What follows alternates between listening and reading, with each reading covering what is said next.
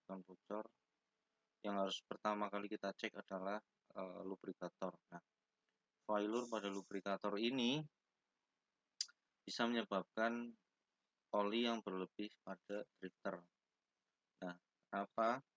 Jadi cara pengecekannya adalah kita harus mengecek gelas ini tidak sampai penuh olinya.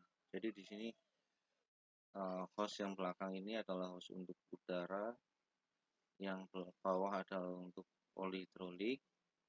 Dia akan dinaikkan melewati check valve dan melewati pelampung.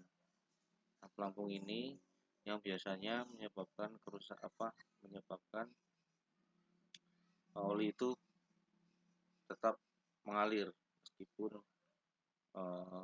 seharusnya dia di tengah-tengah di tanda ini. Nah, itu yang menyebabkan oli itu full sampai atas, yang harusnya dia hanya menetes. Nah, ini malah dia naik sampai atas dan ditiup oleh angin, sehingga oli yang ke depan ke arah drifter itu berlebih. Jadi yang pertama kita cek adalah lubrikator tersebut. Yang selanjutnya adalah failure pada motor rotation, yaitu kebocoran pada motor rotasi. Biasanya dia bocor di shaft seal. Shaft seal ini dia bocor sehingga oli keluar dan menyebabkan oli yang berlebih pada drifter. Nah, ini di sini biasanya yang rusak adalah shaft seal nomor 004 dan di sini ada dash seal ya 001 ini. Cara ngetesnya kita bisa lepas baut 4 dari drifter ini, 2, 3, 4, dan kita coba putar. Nah, kita akan bisa lihat ada tetesan oli atau tidak di shaft motor rotasi tersebut. Yang selanjutnya adalah failure pada reverse percussion. Setelah kita cek motor rotasi tadi, pengecekan yang selanjutnya adalah pada reverse percussion system. Nah, biasanya seal dari reverse percussion ini mengalami keausan sehingga menyebabkan oli tidak bisa tertahan sehingga keluar melalui bagian bawah drifter. Nah, biasanya cara pengetesannya itu kita buka hose-nya 2 tadi, kanan dan kiri, dan kita mampatkan dulu atau tidak menggunakan sistem reverse percussion dulu. Dan kita coba trial untuk ngebor apakah hilang atau tidak olinya. Jika hilang, kemungkinan besar yang rusak adalah seal tersebut, berarti dari sistem reverse percussion tersebut. Nah, jika di reverse percussion aman, tadi di plug tetap bocor, maka kita harus melangkah ke pengecekan selanjutnya, yaitu pengecekan pada sistem dampingnya. Nah, biasanya seal pada damping system itu mengalami keausan juga sehingga oli keluar ke arah depan. Nah, cara memastikannya biasanya kita buka hose yang ke damping, dan kita plug, kita coba ngebor. Jika hilang, oli yang berlebih tadi hilang, maka kemungkinan besar di seal damping system tersebut. Dan jika tidak hilang, kita harus melangkah ke step selanjutnya, yaitu pada sistem percussion. Nah, sistem percussion ini adalah yang kemungkinan terakhir ya, karena paling belakang untuk kita analisa atau paling belakang pembongkarannya itu di bagian belakang. Nah, ini biasanya seal yang rusak, yang bocor itu di bagian depan sini sehingga oli keluar.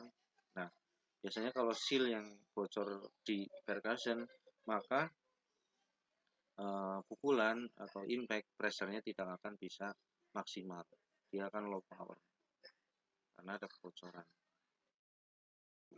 Oke, nah ini kita lihat drifter HD700 ini utuh ya. Drifter utuh ini reelnya seperti ini. Jadi bagian depan front cap, bagian ini adalah reverse percussion, lalu di sini motor rotasi, yang di sini adalah damping system, dan bagian belakang sini adalah percussion. Dan ini diaphragm. Kiri adalah high, yang kanan adalah low. diafram, low akumulator, kiri akumulator high, kanan akumulator low. Nah, yang bagian reverse percussion adalah ini ya, tadi cara menganalisa atau mengecek apakah reverse percussion ini bocor atau enggak, ya ini hose ini, dan di sebelah kanan ini kita plug, dan juga di body drifternya kita plug juga, dan kita mainkan atau kita operasikan unit. Jika hilang bocornya berarti dari reverse percussion, tapi jika tidak berarti harus cek ke selanjutnya lagi. Nah, ini motor rotasi tadi kita harus copot baut 4-nya, copot dan kita putar di luar apakah shaft motor rotasi tersebut tadi mengeluarkan oli atau tidak. Itu bisa terlihat kebocorannya. Jika tidak, kita langsung pasang kembali. Dan yang di sini adalah damping system. Nah, damping system ini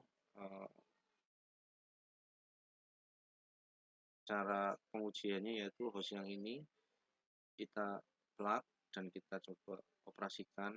Jika bocornya berhenti, maka kemungkinan besar dari damping. Nah, tapi ada kemungkinan yang lain juga selain kebocoran dari sini. Misalkan kita setelah kita habis reseal drifter, habis perbaikan drifter, kita turunkan atau melepas hose, ternyata tidak sengaja hose damping ini tertukar dengan hose lubrikator yang sebelah kanan tadi. Ada hose lubrikator seperti semacam ini, nipple-nya sama, tertukar ke sebelah kanan. Nah, maka akan terjadi kebocoran terus-menerus karena pressure damping itu dialirkan ke lubrikator. Itu bisa saja hose damping ini tertukar dengan hose lubrikator. Nah, itu ada di sebelah kanan hose lubrikatornya. Nah, itu nipple-nya itu sama sehingga memungkinkan untuk tertukar, sehingga pressure damping yang harusnya masuk ke piston yang mampat atau tertutup rapat oleh seal, dia ngelos untuk melubrikasi bagian sisi depan dari drifter, maka olinya yang keluar berlebih. Nah, itu harus hati-hati setelah kita memasang atau melepas hose, penggantian hose itu jangan sampai tertukar. Oke. Nah, ini kita bisa lihat animasi drifter HD700 ini tanpa reverse percussion. Jadi oli yang untuk pelumasan atau untuk dari lubrikator itu seharusnya melumasi ini chuck drive, chuck driven sama bagian shank rod. Nah, dan juga bearing yang di sini di motor rotasi. Nah, jika tadi lubrikator itu failure atau mengalami kerusakan sehingga oli yang untuk melubrikasi bukan campuran antara udara dan oli atau hanya olinya terlalu banyak, maka akan keluar melalui bawah drifter. Lalu motor rotasi juga ini kita bisa lihat motor rotasi ini shaftnya, jika olinya terlalu berlebih atau bocor dari sini akan keluar ke bawah sehingga terjadi oli yang berlebih pada drifter. Nah, ini di sini ada damping piston. Nah, ini di sini ada seal. Nah, kemungkinan seal itu tidak bisa menahan oli keluar ke depan sehingga terjadi kebocoran. Lalu di sini adalah tadi pistonnya, piston percussion atau piston impact. Ini seal yang menahan. Jika di sini sealnya rusak, maka oli akan ke depan dan akan menimbulkan pressure percussion atau pressure impact turun. Oke, sekian, semoga bermanfaat.